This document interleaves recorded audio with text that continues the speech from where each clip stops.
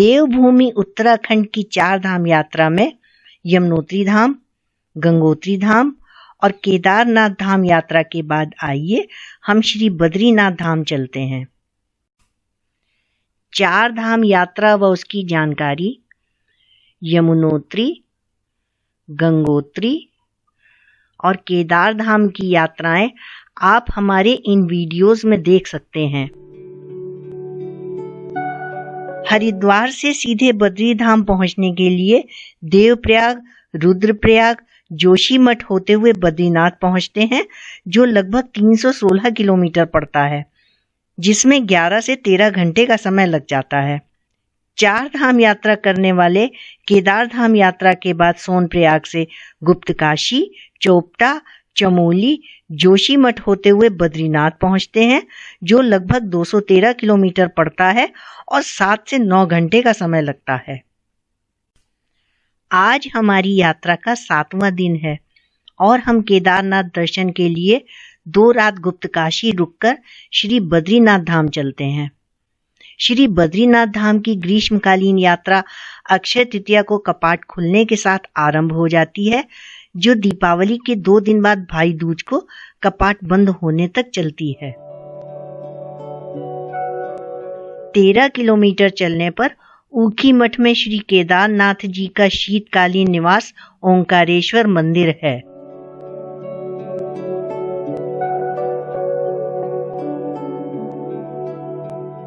बद्रीनाथ से 100 किलोमीटर पहले गोपेश्वर में भगवान शिव को समर्पित गोपीनाथ मंदिर है।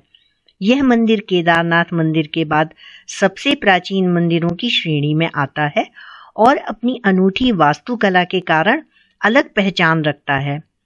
मंदिर के शिलालेखों के अनुसार 12वीं से 13वीं सदी के बीच कत्यूरी राजाओं ने इस मंदिर का निर्माण किया था। मंदिर के प्रांगण में अष्टधातु का बना एक 5 मीटर ऊंचा त्रिशूल है। दंत कथा है कि जब भगवान शिव ने कामदेव को मारने के लिए अपना त्रिशूल फेंका तो वह यहीं गड़ गया।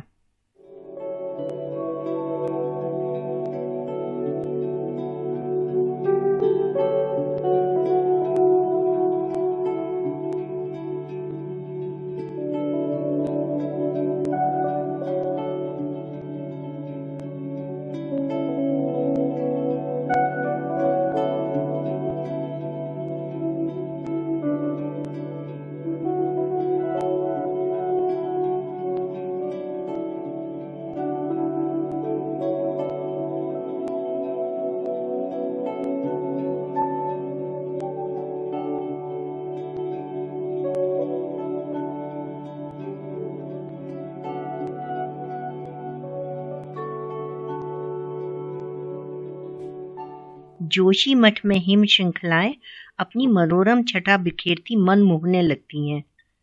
श्री बद्री विशाल की शीतकालीन पूजा जोशीमठ स्थित नरसिंह मंदिर में होती है। यह बद्रीनाथ धाम से 50 किलोमीटर दूर है व समुद्र तल से 6150 फुट की ऊंचाई पर स्थित है।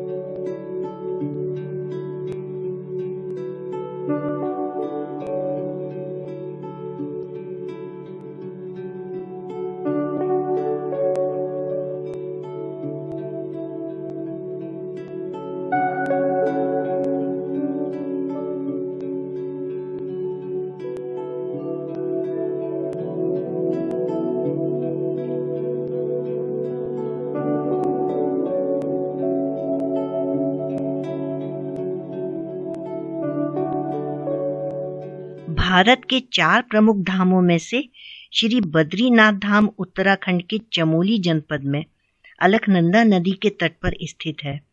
यह धाम भगवान विष्णु को समर्पित है। प्राचीन मान्यताओं के अनुसार एक बार भगवान तपस्या करते हुए इतने लीन हो गए कि उनको ठंड का एहसास नहीं हुआ। उनका पूरा शरीर ठंड में जमने लगा। यह देखकर माता लक्ष्मी ने बद्री वृक्ष बनकर भगवान विष्णु को ठंड से बचाया।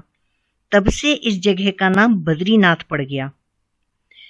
कहते हैं इस मंदिर को 8वीं शताब्दी में आदि शंकराचार्य द्वारा एक तीर्थ स्थल के रूप में स्थापित किया गया था।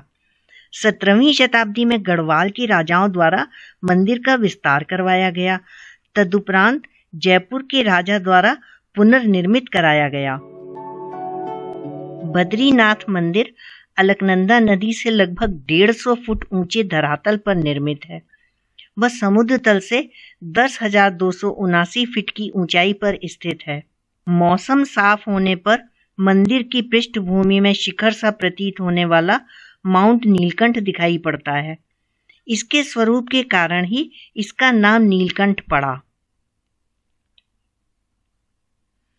अलकनंदा नदी का स्रोत समुद्र तल से 12,730 फीट ऊंचाई पर स्थित सतोपंथ ताल है, जो सतोपंथ और भागीरथ खरक हिमनदों से जुड़ा हुआ है। अलकनंदा हिमालय की घाटियों में लगभग 195 किलोमीटर प्रवाह के दौरान सरस्वती, धौलीगंगा, नंदाकिनी, मंदाकिनी आदि का जल लेते हुए देवप्रयाग में भागीरथी से मिलकर गंगा कहलाती हैं। बद्रीनाथ मंदिर में जाने से पहले अलकनंदा नदी पार करते ही पुल के दाईं तरफ प्राकृतिक गर्म पानी के स्रोत तप्त कुंड है।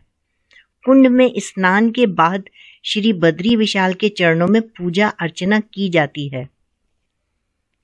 मंदिर का प्रवेश द्वार नदी की ओर है, जिसे सिंह द्वार कहते हैं।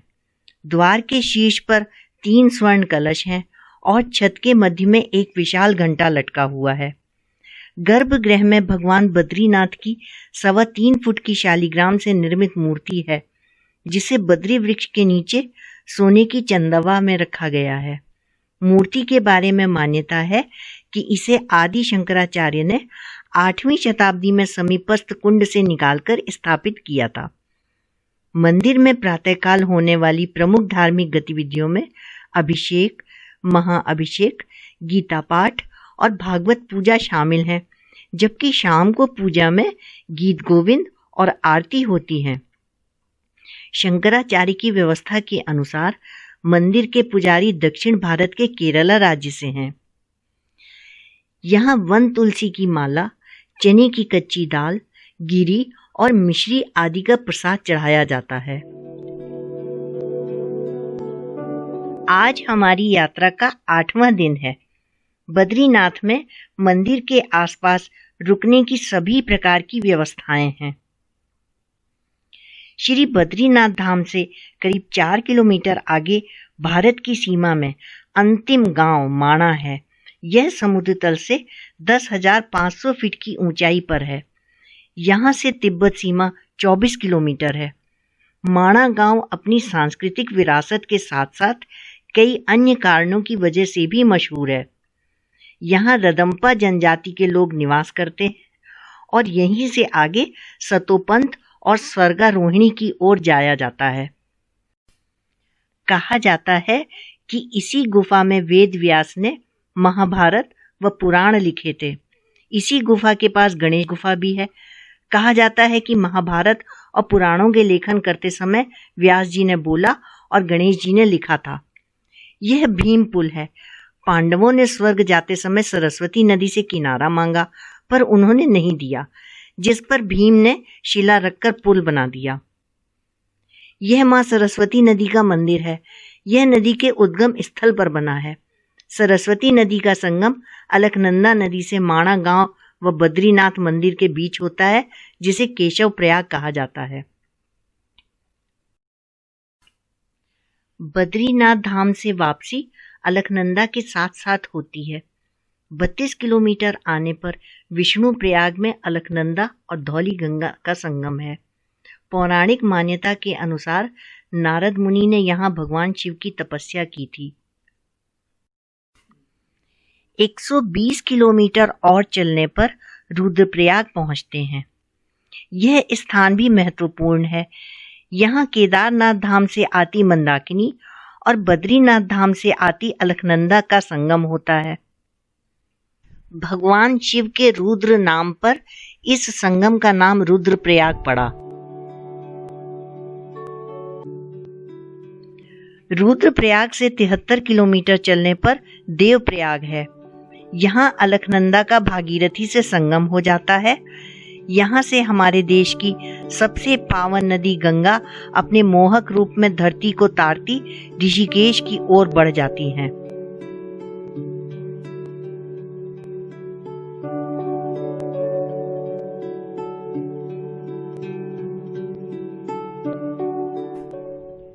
हमारी 4 धाम यात्रा का आज 9वां दिन है। हिमालय की गोद में बसे चारों धाम की सुरम्य प्राकृतिक और आध्यात्मिक संपदा की अनुभूति यात्रियों को तृप्त कर देती है और बिल्कुल मोक्ष को प्राप्त करने जैसा अनुभव होता है।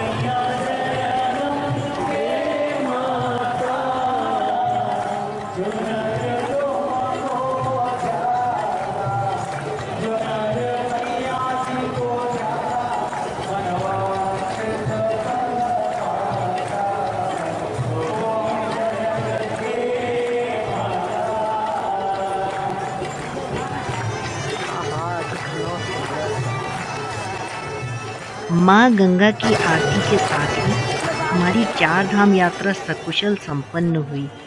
ईश्वर के इस आशीर्वाद को पाकर हम खुद को धन्य पाते हैं। हे भोलेनाथ, इसी प्रकार सब पर कृपा करें। आपकी यात्रा मंगलमय हो। शुभ यात्रा।